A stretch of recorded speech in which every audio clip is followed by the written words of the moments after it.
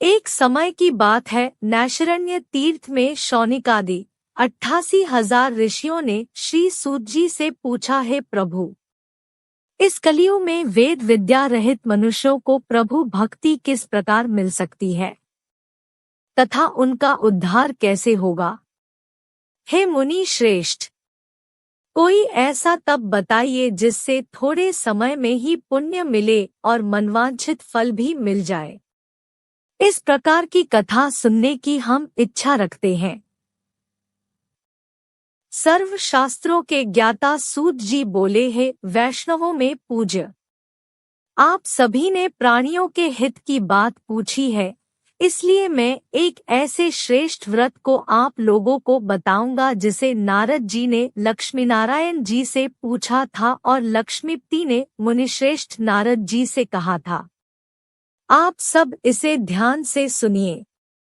एक समय की बात है, योगीराज नारद जी दूसरों के हित की इच्छा लिए अनेकों लोकों में घूमते हुए मृत्युलोक में आ पहुँचे।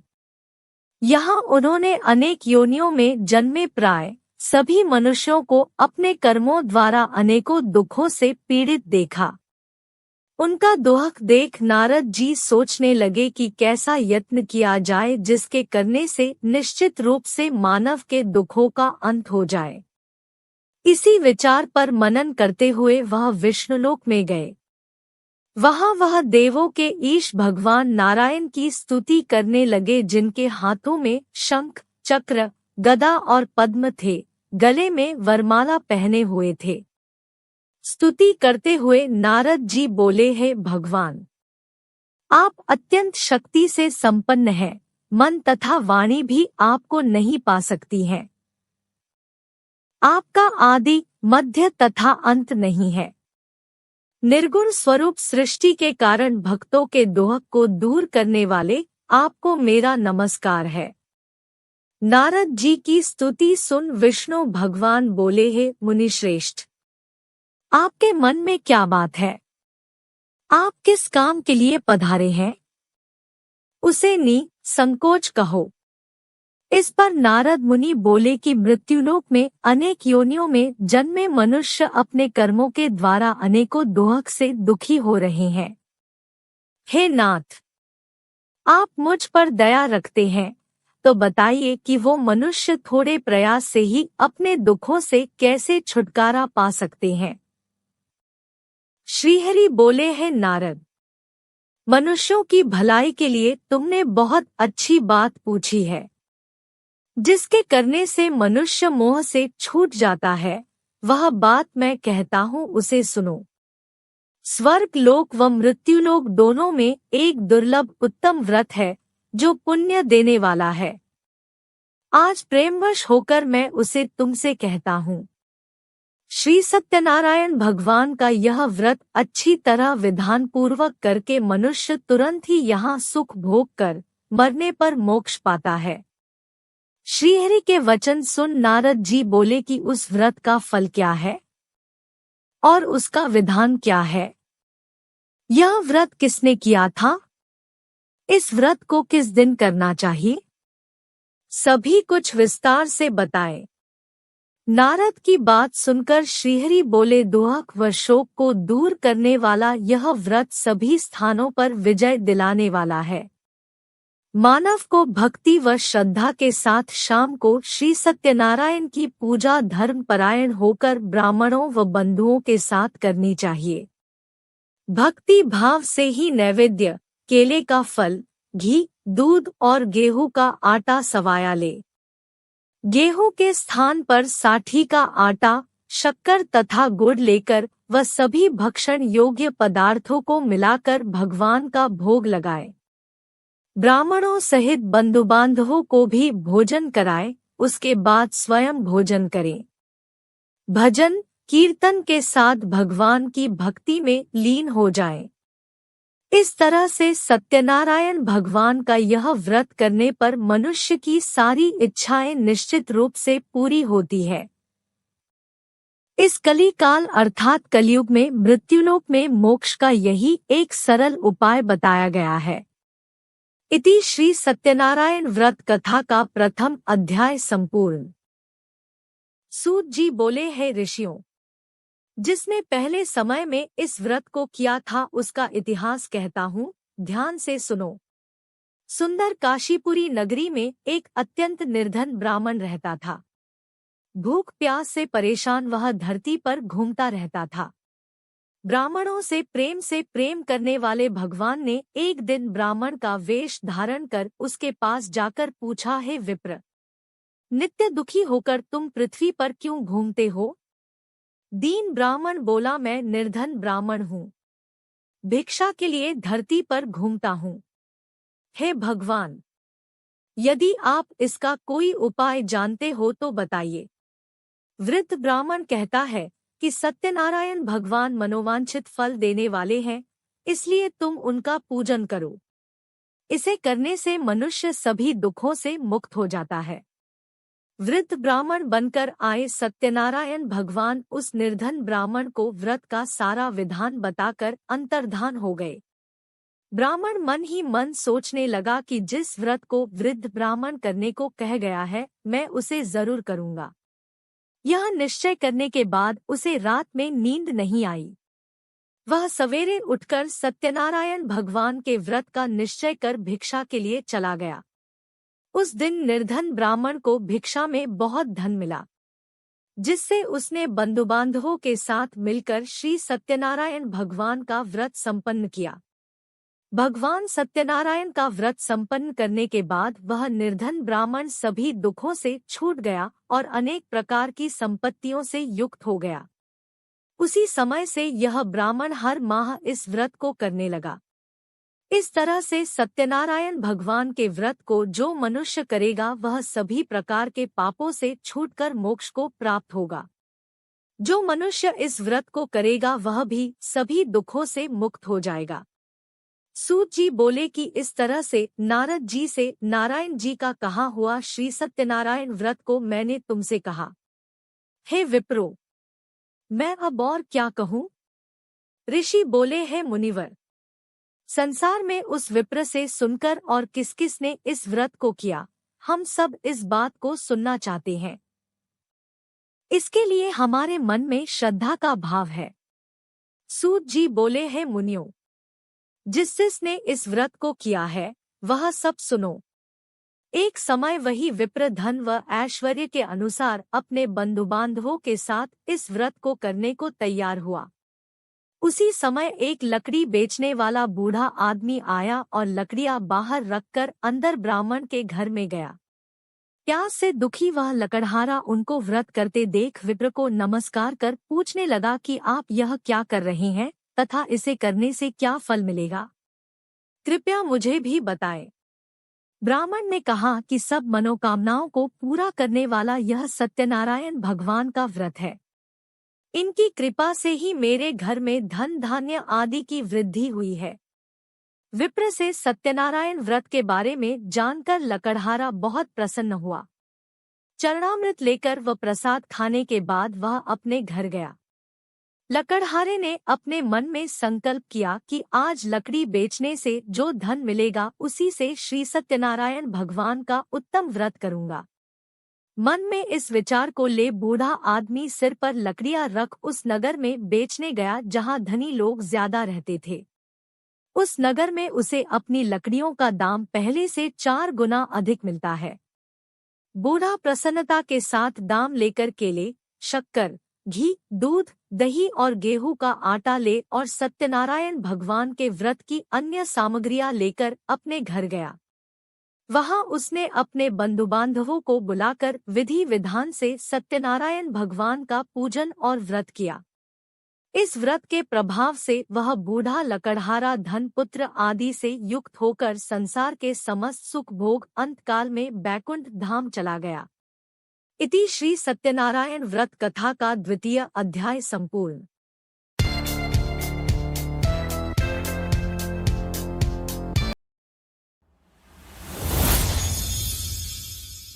सूत जी बोले, हे श्रेष्ठ मुनियों, अब आगे की कथा कहता हूँ। पहले समय में उल्कामुख नाम का एक बुद्धिमान राजा था। वह सत्यवक्ता और जितेंद्रिय था। प्रतिदिन देव स्थानों पर जाता और निर्धनों को धन देकर उनके कष्ट दूर करता था। उसकी पत्नी कमल के समान मुख वाली तथा सती साध्वी थी। भद्रशिला नदी के तट पर उन दोनों ने श्री सत्यनारायण भगवान का व्रत किया। उसी समय साधु नाम का एक वैश्य आया। उसके पास व्यापार करने के लिए बहुत सा धन भी था। राजा को व्रत करते देखकर वह विनय के साथ पूछने लगा, हे राजन, भक्तिभाव से पूर्ण होकर आप यह क्या कर रहे हैं? मैं सुनने की इच्छा रखता हूँ, तो आप मुझे बताएं। राजा बोला, हे साधु, अपने बंधु बांधवों के साथ पुत्रादि की प्राप्ति के लिए एक महाशक्तिमान श्री सत्यनारायण भगवान का व्रत व पूजन कर रहा हूँ। राजा के वचन सुन साधु आदर से बोला, हे राजन, मुझे इस व्रत का सारा विधान कहिए। आपके कथनानुसार मैं भी इस व्रत को करूँगा। मेरी भी संतान नहीं है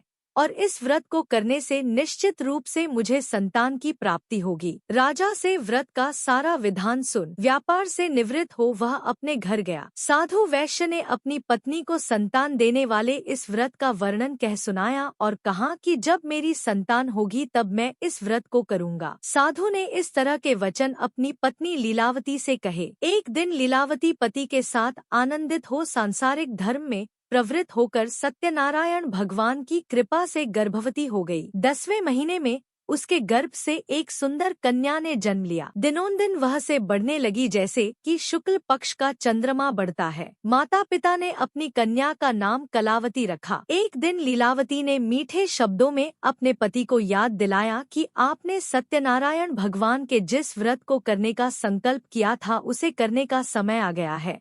आप इस व्रत को करिए। साधु बोला कि हे प्रिय, इस व्रत को मैं उसके विवाह पर करूँगा। इस प्रकार अपनी पत्नी को आश्वासन देकर वह नगर को चला गया। कलावती पिता के घर में रह वृद्धि को प्राप्त हो गई। साधु ने एक बार नगर में अपनी कन्या को सखियों के साथ देखा तो तुरंत ही दूत को बुलाया और कहा कि मेरी कन्या के योग्य वर देख कर आओ। साधु की बात सुनकर दूत कंचन नगर में पहुँचा और वहाँ देखभाल कर लड़की के सुयोग्य वाणिक पुत्र को ले आया। सुयोग्य लड़के को देख साधु ने बंधु बांधवों को बुलाकर अपनी पुत्री का विवाह कर दिया। लेकिन दुर्भाग्य की बात ये कि साधु ने अभी भी श्री सत्यनारायण भगवान का व्रत नहीं किया। इस पर श्री भगवान क्रोधित हो गए और श्राप दिया कि साधु को अत्यधिक दुख मिले। अपने कार्य में कुशल साधु बनिया जमाई को लेकर समुद्र के पास स्थित होकर रत्नासारपुर नगर में गया। वहां जाकर दामाद ससुर दोनों मिलकर चंद्रकेतु राजा के नगर में व्यापार करने लगे। एक दिन भगवान सत्यनारायण की माया से एक चोर राजा का धन चुराकर भाग रहा था। उसने राजा के सिपाहियों को अपना पीछा करते देख चुराया हुआ धन वहां रख दिया जहां साधु अपने जमाई के साथ ठहरा हुआ था। राजा के सिपाहियों ने साधु वैश्य के पास राजा का धन पड़ा देखा तो वह ससुर जमाई दोनों को बांधकर प्रसन्नता से राजा के पास ले गए और कहा कि उन दोनों चोरों हम पकड़ लाए हैं, आप आगे की कार्यवाही की आज्ञा दें। राजा की आज्ञा से उन दोनों को कठिन कारावास में डाल दिया गया और उनका सारा धन भी उनसे छीन लिया गया। श्री सत्यनारायण भगवान से श्राप से साधु की पत्नी भी बहुत दुखी हुई। घर में जो धन रखा था उसे चोर चुरा ले गए। शारीरिक तथा मानसिक पीड़ा व भूख प्यास से अति दुखी हो अन्न की चिंता में कलावती के ब्राह्मण के घर गई। वहां उसने श्री सत्यनारायण भगवान का व्रत होते देखा। फिर कथा भी सुनी। वह प्रसाद ग्रहण कर वह रात को घर वापस आई। माता के कलावती से पूछा कि हे पुत्री, अब तक तुम कहाँ थी? तेरे मन में क्या है? कलावती ने अपनी माता से कहा, हे माता, मैंने एक ब्राह्मण के घर में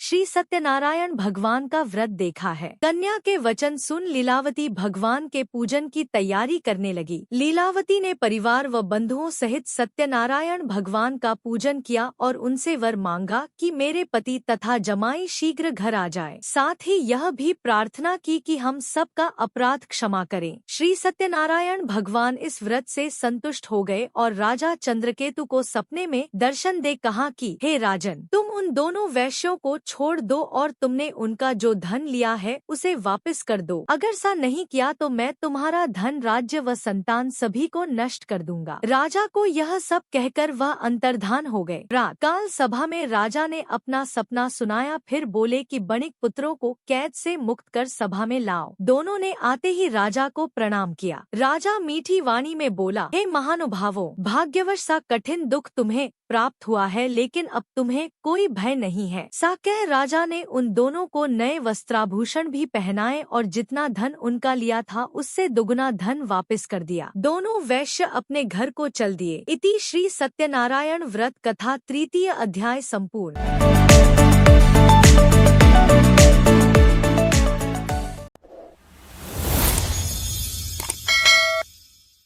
सूत जी बोले, वैश्य ने मंगलाचार कर अपनी यात्रा आरंभ की और अपने नगर की ओर चल दिए। उनके थोड़ी दूर जाने पर एक दंडी वेशधारी श्री सत्यनारायण ने उनसे पूछा, हे साधु, तेरी नाव में क्या है? अभिवाणी वणिक हंसता हुआ बोला, हे दंडी, आप क्यों पूछते हो? क्या धन लेने की इच्छा है? मेरी नाव में तो बेल व पत्ते भरे हुए हैं। वैश्य के कठोर वचन सुन भगवान बोले, तुम्हारा वचन सत्य हो। दंडी से वचन कह वहाँ से दूर चले गए। कुछ दूर जाकर समुद्र के किनारे बैठ गए। दंडी के जाने के बाद साधु वैश्य ने नित्य क्रिया के पश्चात नाव को ऊंची उठते देखकर अचंभा माना और नाव में बेलपत्ते आदि देख वह मूर्छित हो जमीन पर गिर पड़ा। मूर्छा खुलने पर वह अत्यंत शोक में डूब गया। तब उसका दामाद बोला कि आप शोक न मनाएं, यह दंडी का शाप है, इसलिए हमें उनकी शरण में जाना चाहिए, तभी हमारी मनोकामना पूरी होगी। दामाद की बात सुनकर वह दंडी के पास पहुंचा और अत्यंत भक्तिभाव नमस्कार करके बोला, मैंने आपसे जो जो असत्य वचन कहे थे उनके लिए मुझे क्षमा दें। सा कहकर महान शोकातुर हो रोने लगा। तब दंडी भगवान बोले, हे वणिक पुत्र, मेरी आज्ञा से बार बार तुम्हें दुख प्राप्त हुआ है, तू मेरी पूजा से विमुख हुआ। साधु बोला, हे भगवान, आपकी माया से ब्रह्मा आदि देवता भी आपके रूप को नहीं जानते, तब मैं अज्ञानी कैसे जान सकता हूँ? आप प्रसन्न होइए, अब मैं सामर्थ्य के अनुसार आपकी पूजा करूँगा। मेरी रक्षा करो और पहले के समान नौका में धन भर दो। साधु वैश्य के भक्तिपूर्वक वचन सुनकर भगवान प्रसन्न हो गए और उसकी इच्छानुसार वरदान देकर अंतर्धान हो गए। ससुर जमाई जब नाव पर आए तो नाव धन से भरी हुई थी। फिर वहीं अपने अन्य साथियों के साथ सत्यनारायण भगवान का पूजन कर अपने नगर को चल दिए। जब नगर के नजदीक पहुँचे तो दूत को घर पर खबर करने के लिए भेज दिया। दूत साधु की पत्नी को प्रणाम कर कहता है कि मालिक अपने दामाद सहित नगर के निकट आ गए हैं। दूत की बात सुन साधु की पत्नी लीलावती ने बड़े हर्ष के साथ सत्यनारायण भगवान का पूजन कर अपनी पुत्री कलावती से कहा कि मैं अपने पति के दर्शन को जाती हूँ, तू कार्य पूर्ण कर शीघ्र आ जा। माता के से वचन सुन कलावती जल्दी में प्रसाद छोड़ अपने पति के पास चली गई। प्रसाद की अवज्ञा के कारण श्री सत्यनारायण भगवान रुष्ट हो गए और नाव सहित उसके पति को पानी में डुबो दिया। कलावती अपने पति को वहां ना पाकर रोती हुई जमीन पर गिर गई। नौका को डूबा हुआ देख व कन्या को रोता देख साधु दुखी होकर बोला कि हे प्रभु, मुझसे तथा मेरे परिवार से जो भूल हुई है उसे क्षमा करें। साधु के दीन वचन सुनकर श्री सत्यनारायण भगवान प्रसन्न हो गए और आकाशवाणी हुई, हे साधु, तेरी कन्या मेरे प्रसाद को छोड़कर आई है, इसलिए उसका पति अदृश्य हो गया है। यदि वह घर जाकर प्रसाद खाकर लौटती है तो इसे इसका पति अवश्य मिलेगा। सी आकाशवाणी सुन कलावती घर पहुंचकर प्रसाद खाती है और फिर आकर अपने पति के दर्शन करती है। उसके बाद साधु अपने बंधु बांधवों सहित श्री सत्यनारायण भगवान का विधि विधान से पूजन करता है। इस लोक का सुख भोग वह अंत में स्वर्ग जाता है। इति श्री सत्यनारायण व्रत कथा 4 अध्याय संपूर्ण।